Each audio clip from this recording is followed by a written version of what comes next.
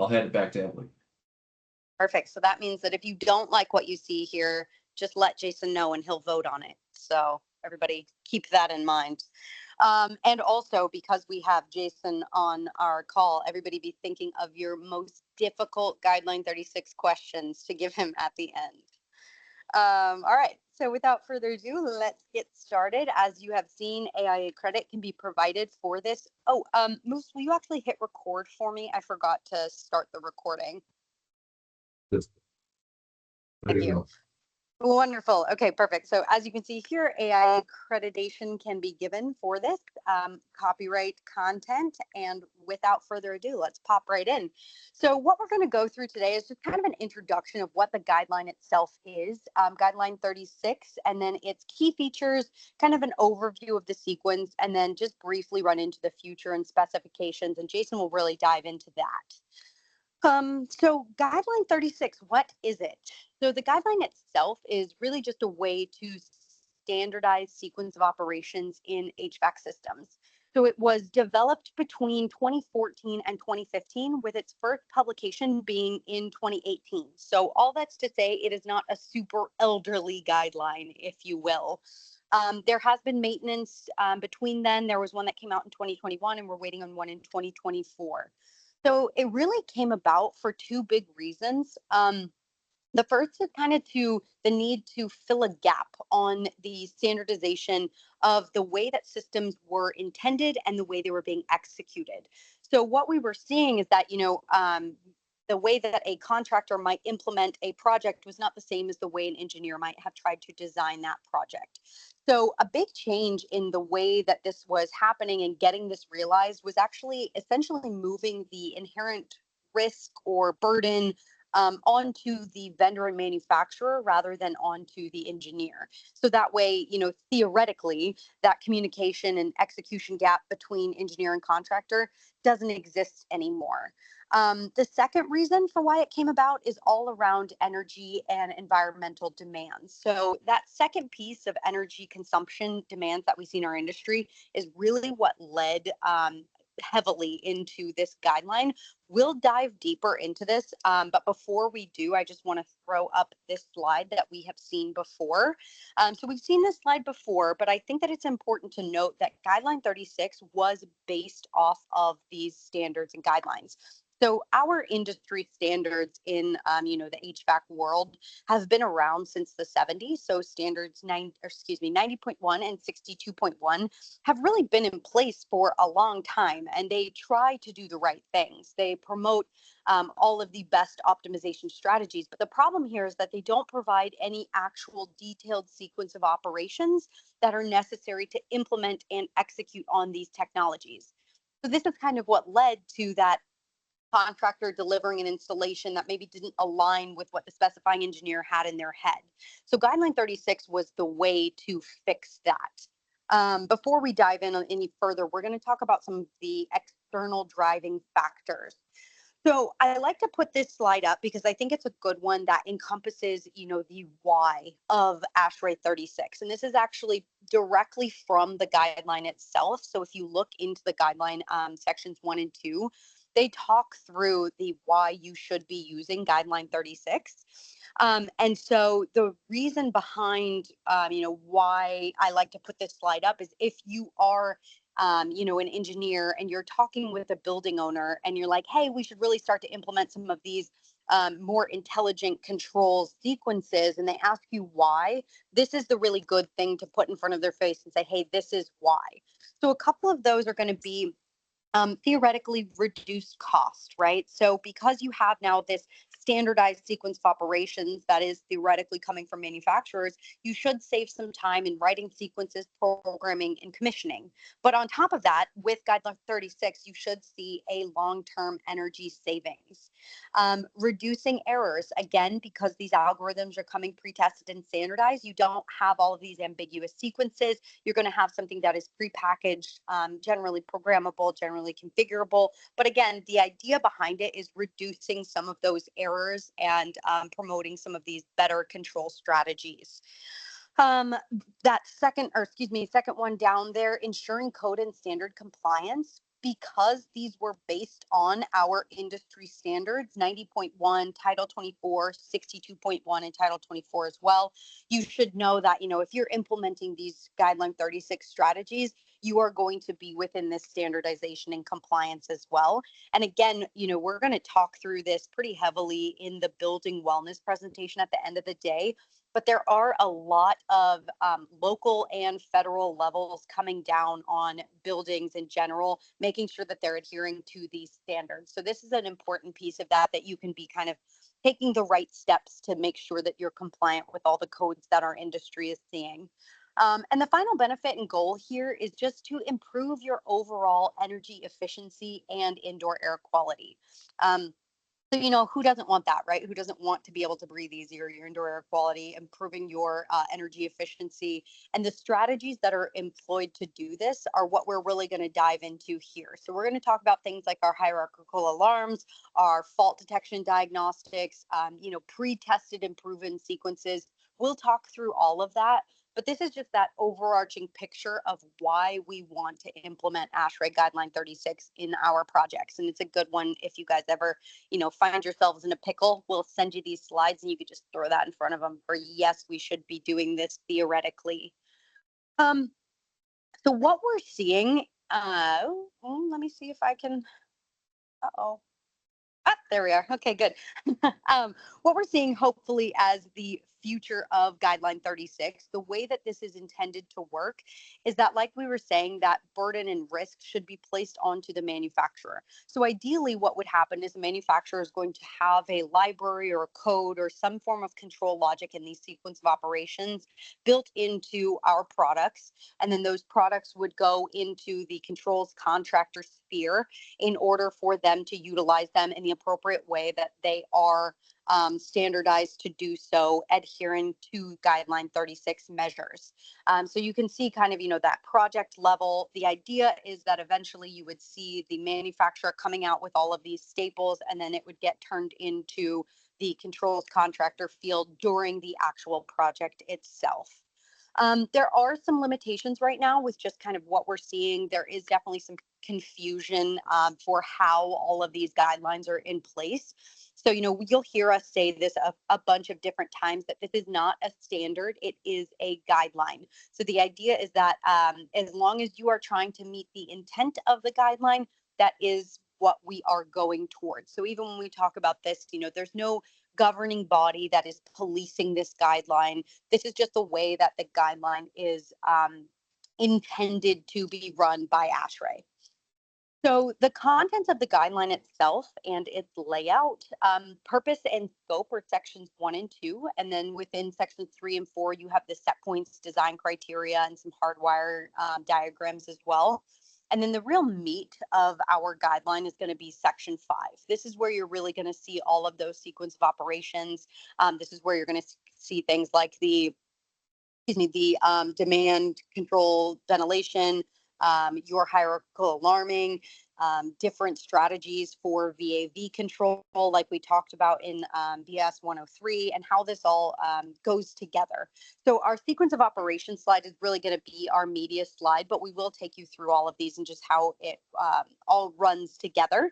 Now, we actually, incidentally, just by going through our agenda and the purpose, we already went through sections 1 and 2. So section 1 and 2 is kind of everything that we just covered, being the why of using Guideline 36. What we're going to do is hop into section 3.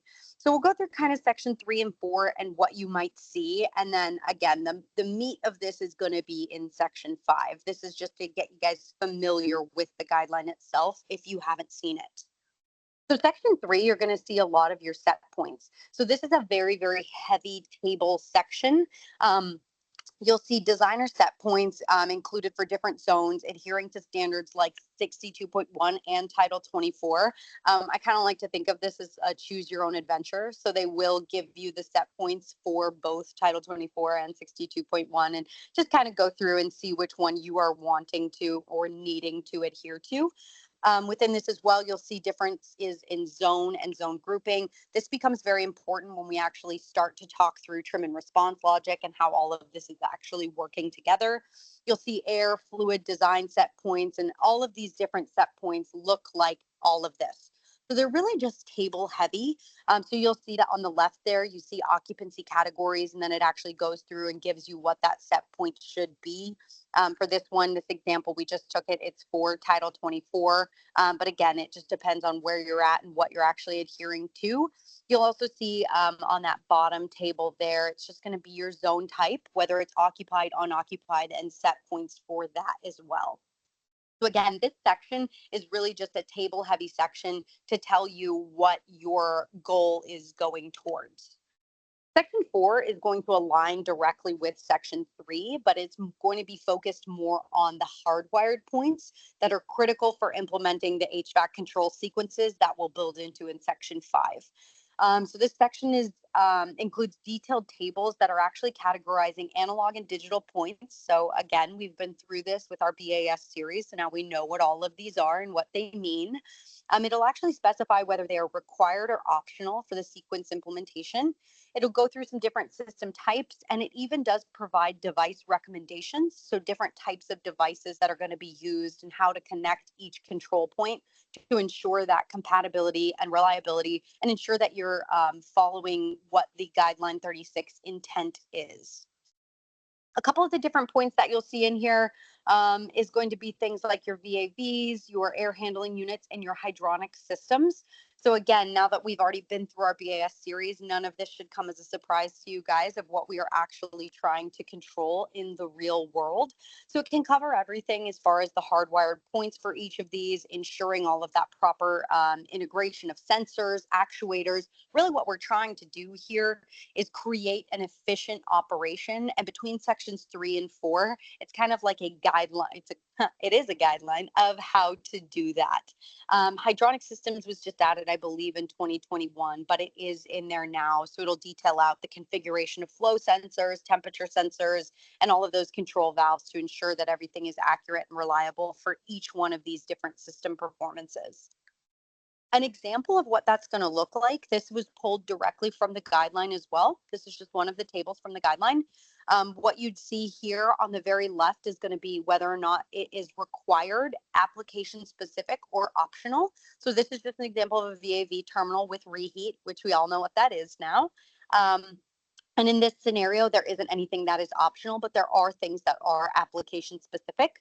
So the middle column there is going to be your description, and then it will tell you the point type, whether it's analog, digital inputs or outputs, and then the device type that actually goes with it. So this is the last column there on the right, and that provides guidance on the recommended device types. This would look similar with air handling units, hydronic systems. This is just what you're going to see in that section 4 in general, right?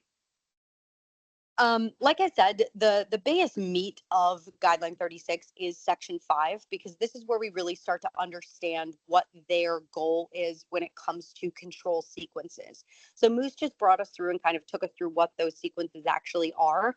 But now let's look at a little bit more in depth of what Guideline 36 says in order to dictate how all of these various components are operating to achieve the desired conditions. So the biggest piece of this to understand within Guideline 36 is that they are standardized sequences. So they're going to provide a set of standardized control that is basically ensuring consistent and optimized performance across all of those different systems. The biggie here, like we've talked about a few different times, is going to be around optimization of energy. So we're trying to really implement some of these smart control strategies that are going to be based more on real-time data and environmental conditions. So this is now, taking those sequence of operations and bringing them one step further. Again, the idea is that eventually it will be simplified commissioning. We know that, in the real world, there are practical limitations to commissioning. And that is something that, Jason can speak to a little bit more at the end of this, if anybody wants to kind of go through, when we talk about the real world. But again, this is more the intent of what the guideline is saying and what it's trying to do. So within this section, we're going to go through trim and response logic, fault detection and diagnostics, alarming, and then your demand control, ventilation, and VAV control. And that'll be where Jason kind of brings us home on here.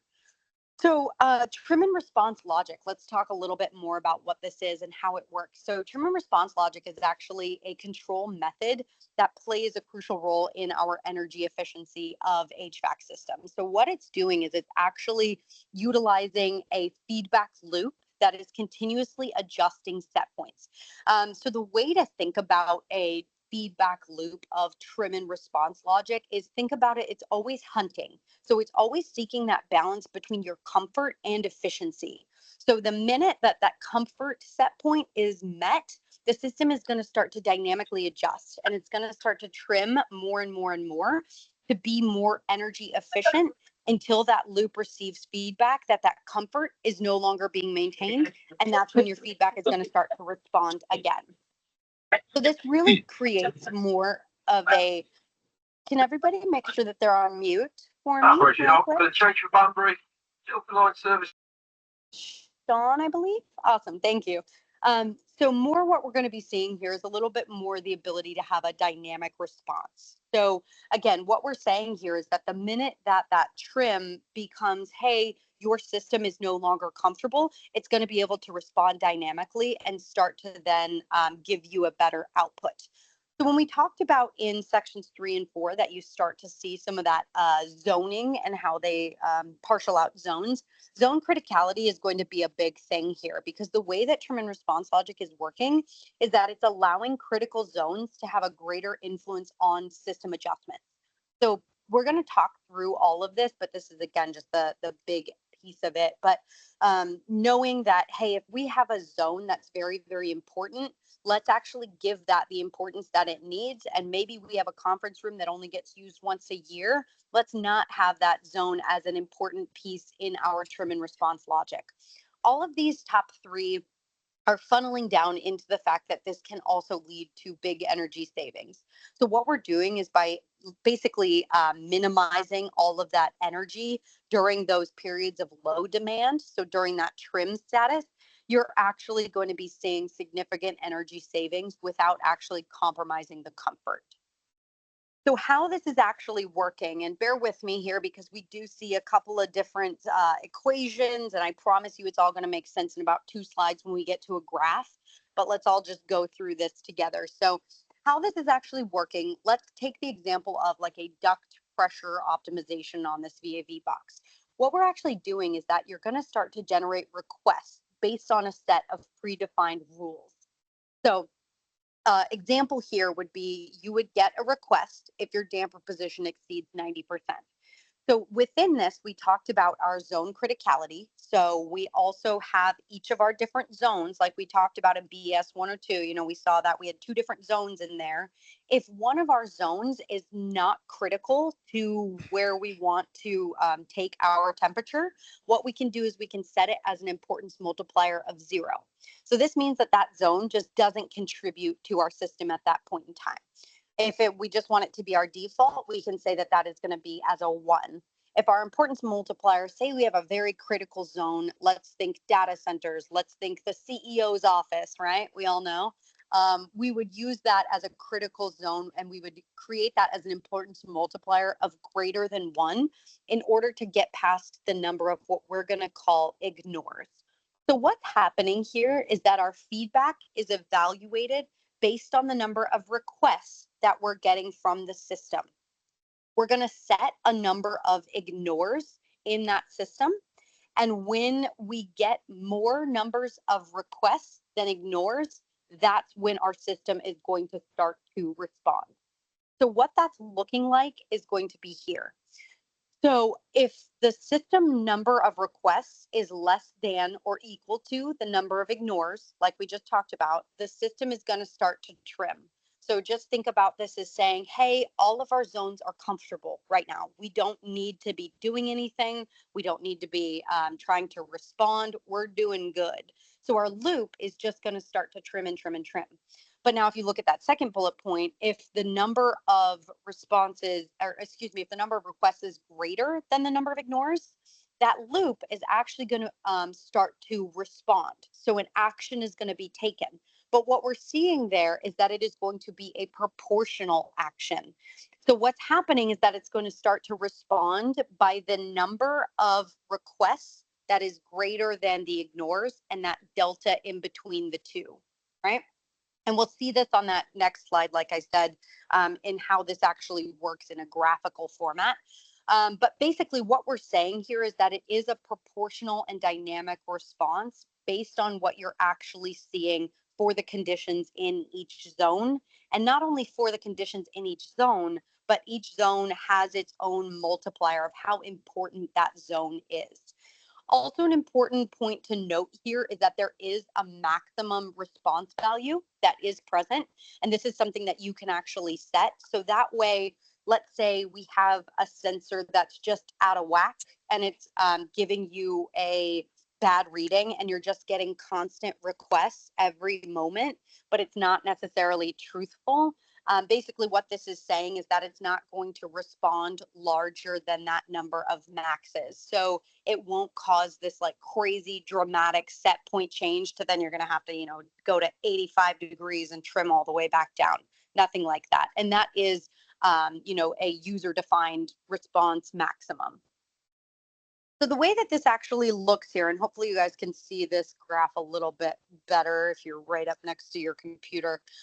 But what we're seeing here is the same set of conditions on both of those graphs. So you're actually looking at two different pieces of this graph. So on the upper one, you're seeing that on the x-axis is pressure, and on the y-axis is your number of requests.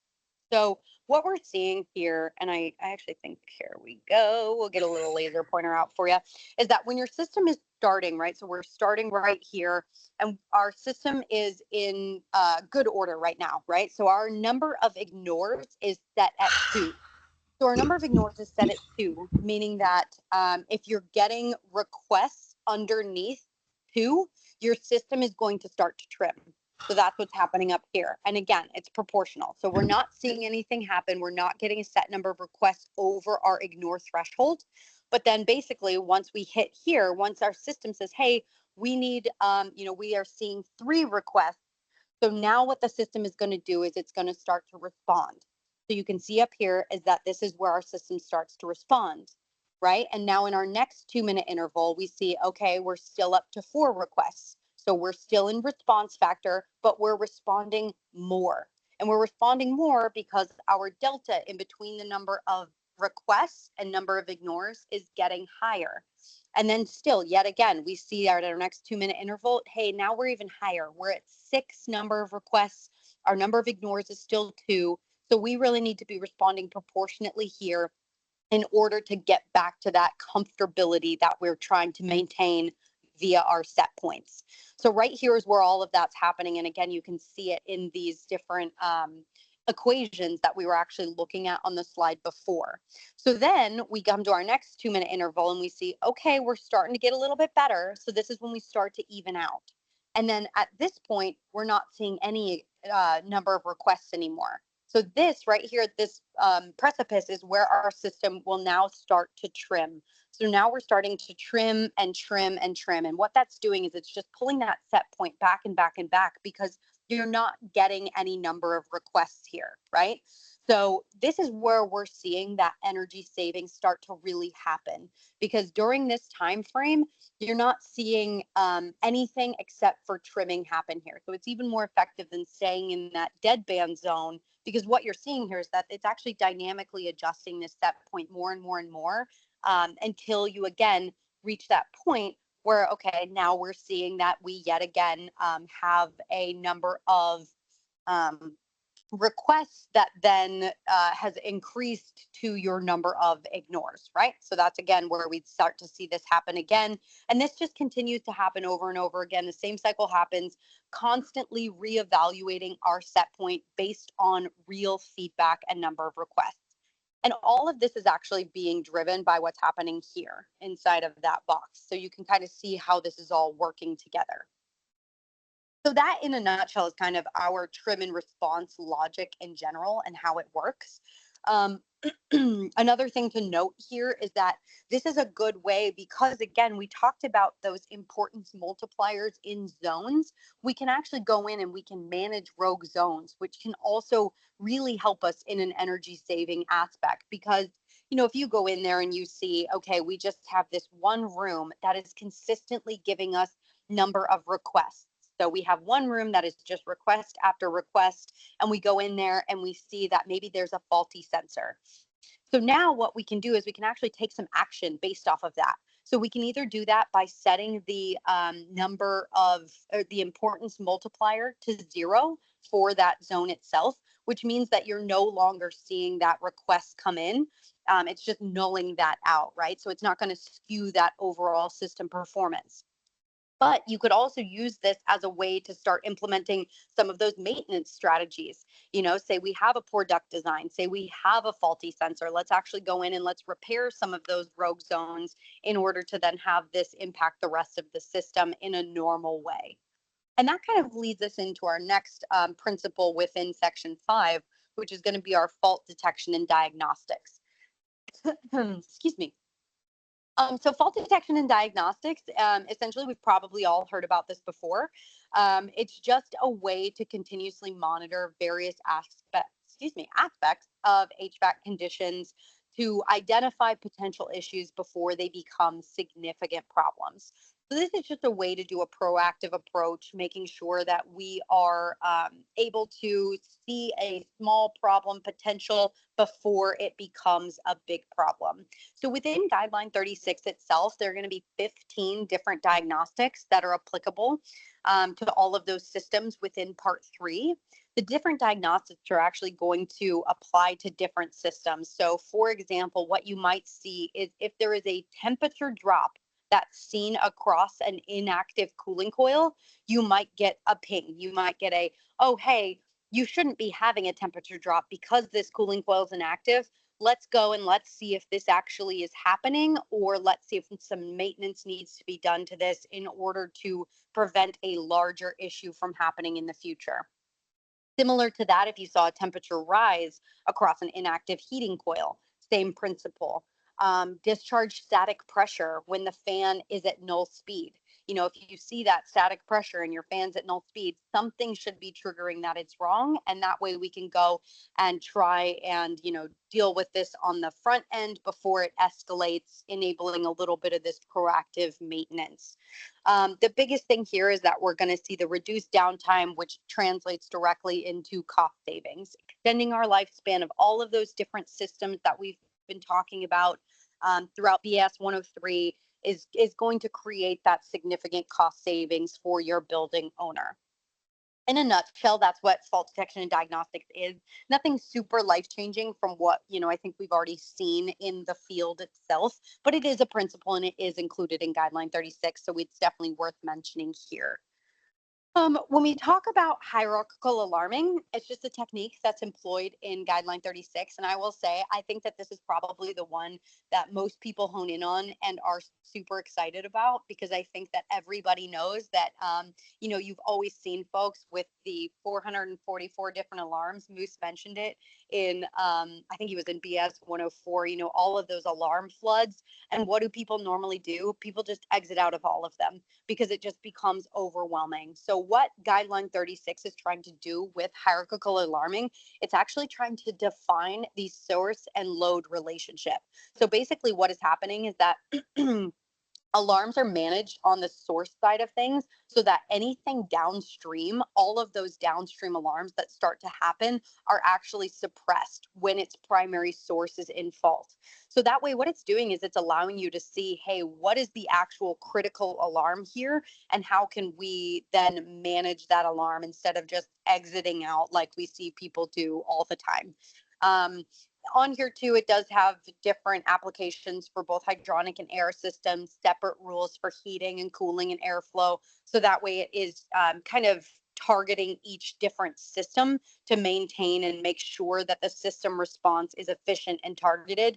So that way you're not getting non-applicable alarms for different systems, if that makes sense. And I think this is one that everybody can agree on and get really excited about.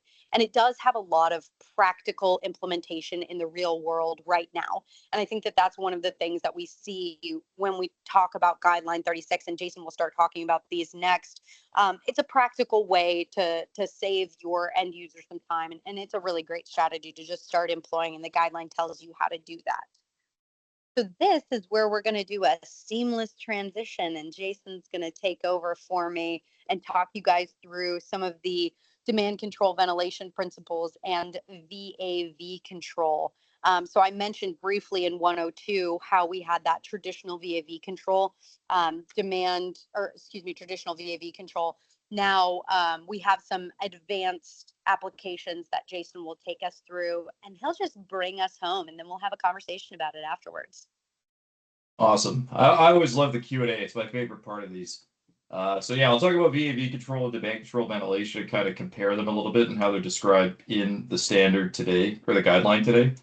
So yeah, demand control ventilation, a lot of you on the call probably already know what this is. The whole idea behind it is you match your airflow delivery from the air system to the load in the space rather than just kind of doing it on a schedule, right?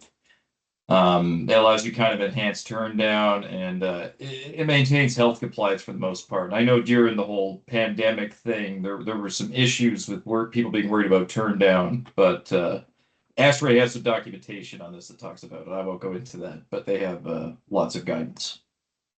So let's start with VAV dual max. So this is kind of your basis of what's prescribed in the guideline. Where it's exactly what it sounds like, dual max. You have two distinctly different airflow maximums depending on whether you're in cooling mode or heating mode. Cooling mode, it's higher because your delta T is lower. Also, you do get some advantages when your heating max is lower, but it's very nonlinear, where you will get better heat transfer from the coil in the VAV with reheat.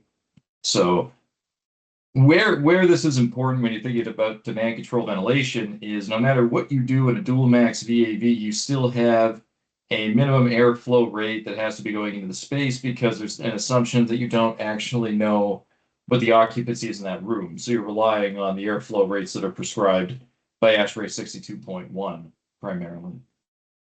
Now, when you do demand control ventilation, you can now turn this down all the way to 0. So once you see that you're getting kind of close to ambient CO2 readings in a space, you don't have to really serve that space. What's distinctly notable here, though, is in Guideline 36/2021, it's based on the CO2, the kind of guidance tables from, I believe, a version of ASHRAE 62.1.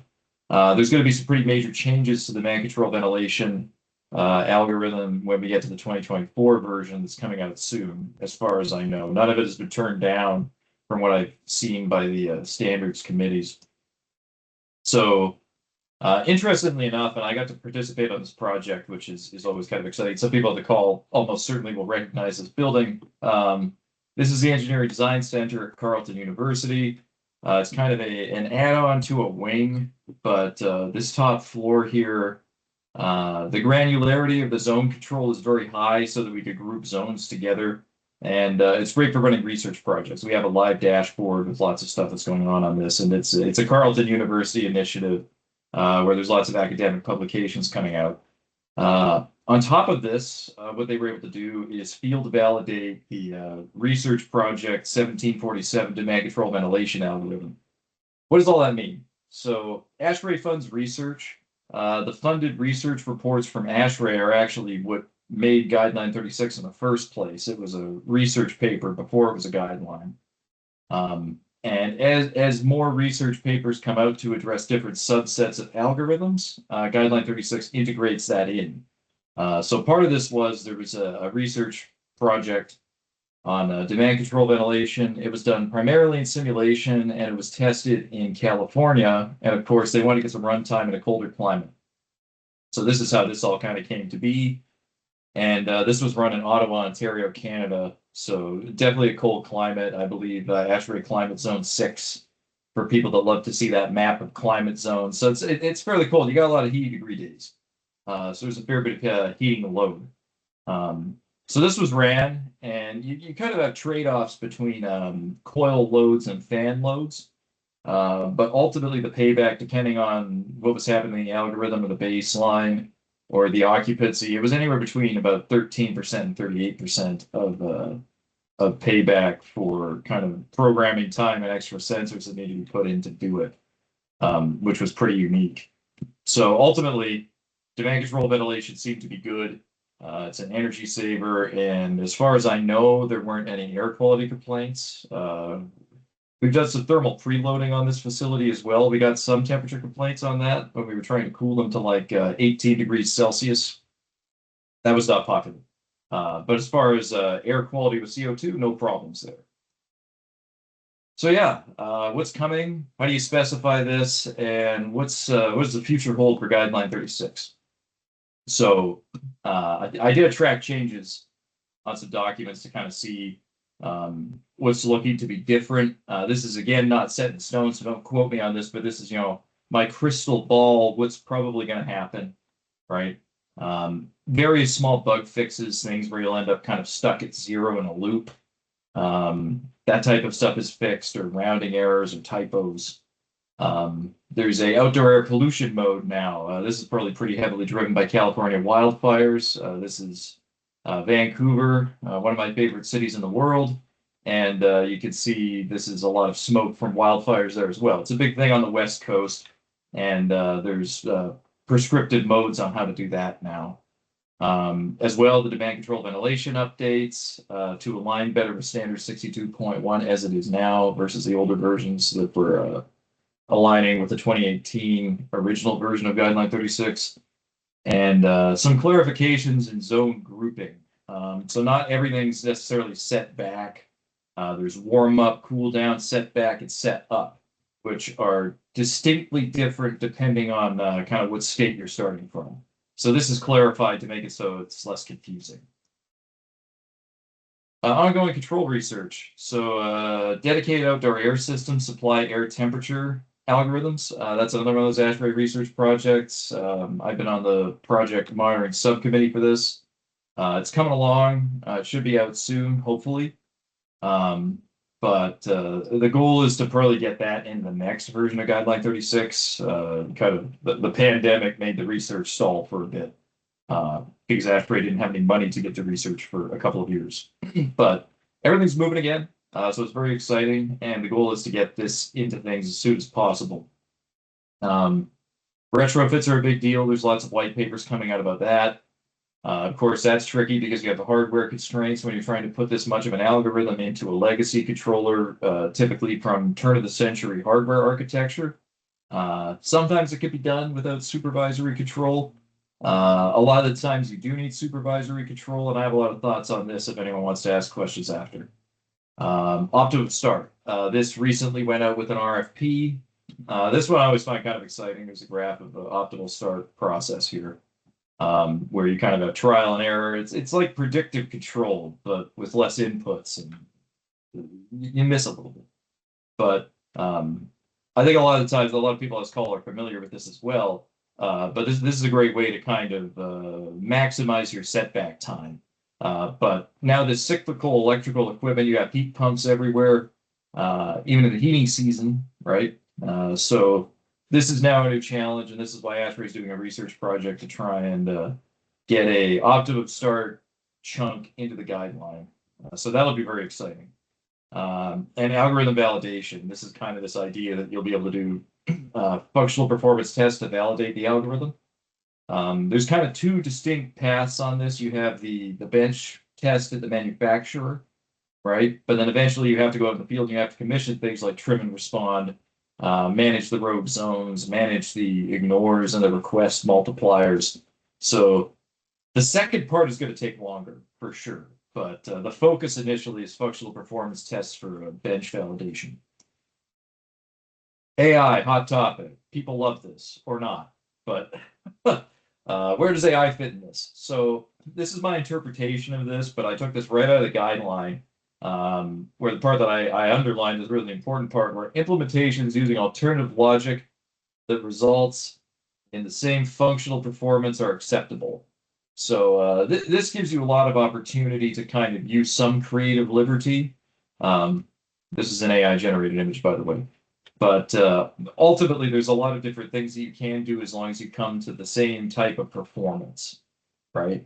And until we get these functional performance tests out there, there's probably a little bit more liberty in what you can do with this. But ultimately, the goal of it all is to meet the intent of the guideline, which is to have a comfortable, healthy, well-performing building, right? So yeah, as long as functional performance is maintained or improved, anything is possible, really, in my opinion.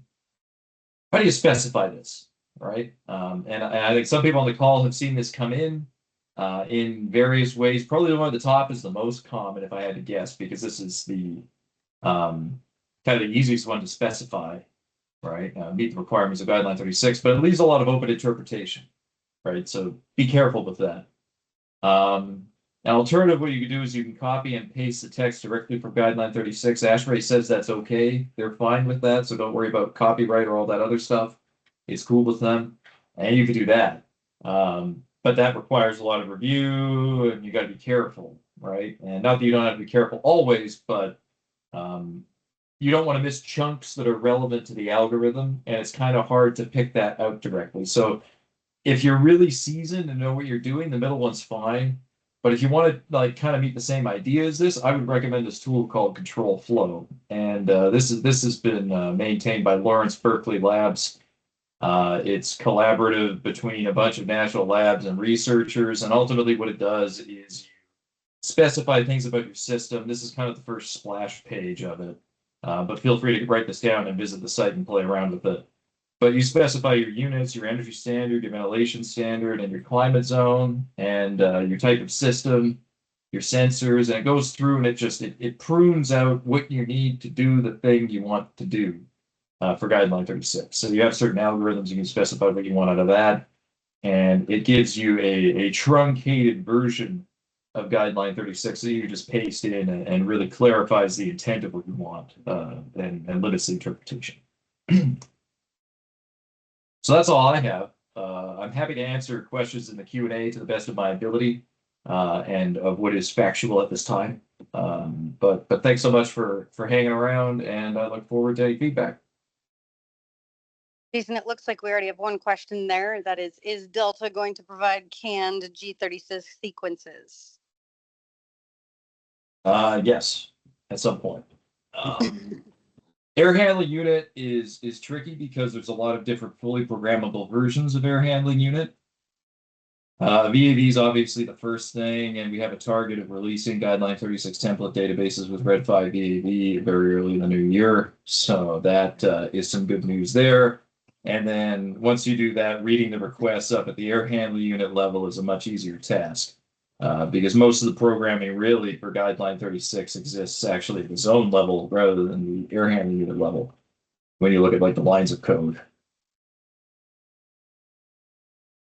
And Jason, that's something we can reach out to you about too, and just kind of explain how Delta's doing that and how we're kind of going through each different Absolutely. level. Yeah, between programmable, configurable. I know that there's a lot of questions about that. There's a lot of options to deal with different sensors, different hardware. I have slides on that. So if anyone's interested, reach out to Emily or reach out to me directly, your call, and we can coordinate something to kind of talk about that. Yeah, again, I mean, this was really just a introductory presentation of what the guideline intends. But again, I think Jason has some very fine and lengthy opinions on the practical implementation of it. And I think that that's where you really start to have like the meat of these conversations when we start to see, like Jason was saying, a lot of your specifications are coming in as just specify Guideline 36. Well, what does that actually mean? We've talked about 6 different types of ways to have Guideline 36, but what does that all mean? It's very different when it comes to practical implementations. Totally. Well, that's it. Thanks so much, guys. Yeah. Nothing else? Nobody thought of any crazy questions for Jason? Try and stump him, guys. I love the Q&A. I know. Nobody's going to stump you. It's okay. Terrible. All right. Well, the next one that we're going to do, Jason, is our other guest star. So he's a guest star twice because he's our data scientist, and he is going to help Moose go through our AI in controls presentation. And that's another one. And I expect you guys to have some really stumping questions for Jason. So be thinking about it. But if nobody has anything else right off the bat, we'll go ahead and we'll just break. I think the next one we have starting at 2:30, I believe, if I'm not mistaken. Let me check. Yep, I was correct. So our next one is AI and controls, and we'll do that one at 2:30. In addition to these slides, if anybody does want the research project that Jason mentioned, we do have a pretty lengthy case study on that one for the Carleton University. So if anybody wants to see that as well, just shoot me an email, or when you fill out that survey, just put in there that you'd like to see a copy of that research project, and we can send that your way. But if that's all, we'll break again until 2:30, and hopefully we see you all back here. Cool. Sounds like a plan. Thanks, everyone.